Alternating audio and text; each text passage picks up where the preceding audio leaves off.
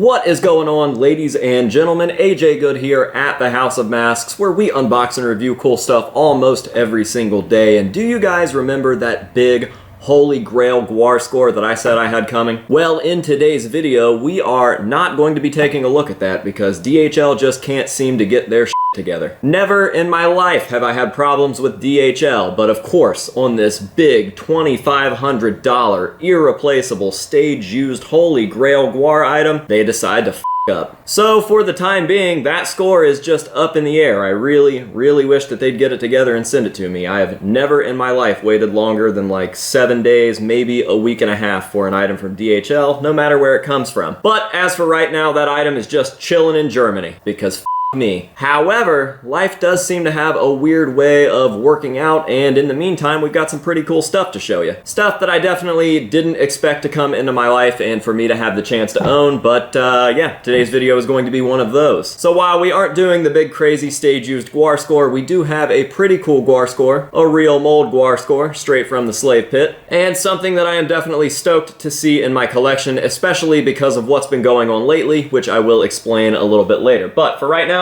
we're gonna slide this guy over.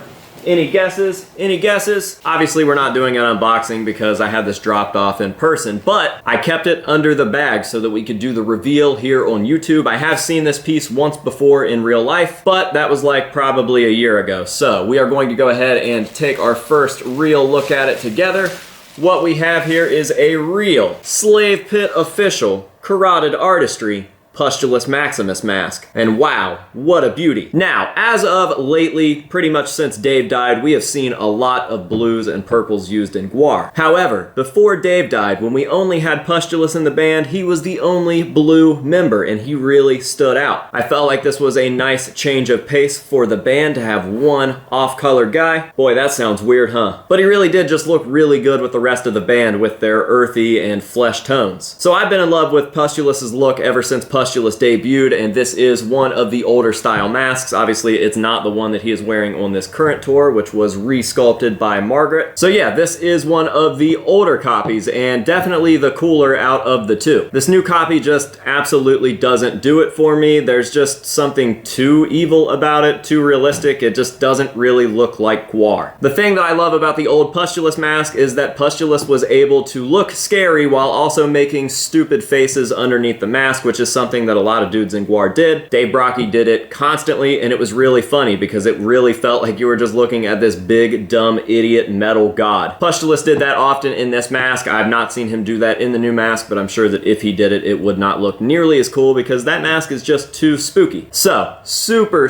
happy to have this one in my collection. Like I said, it kind of came out of nowhere. My buddy Tony Hicks was like, hey man, I need to sell this piece. Do you want it? I was like, yeah, let's work out a deal. We did that, and now I have it here, and it is definitely going to stand out amongst my collection. I've definitely wanted a Pustulus for a long time. I feel like Pustulus kind of gets what it means to be in Guar. He does his character really well. Obviously a talented musician, and he is picking up even more slack lately because Blothar got COVID, and Pustulus has not only been doing all of his guitar parts, but he has been singing for the majority of the shows.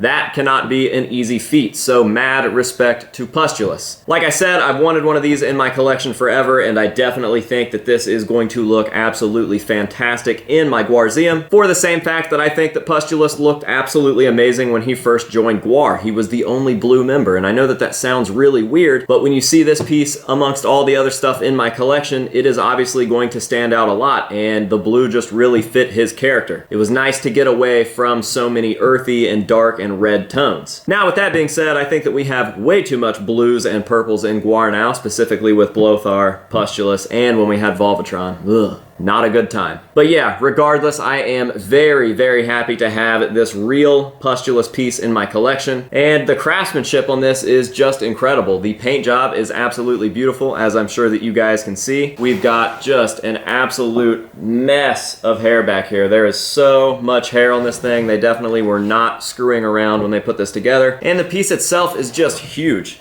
That's what she said.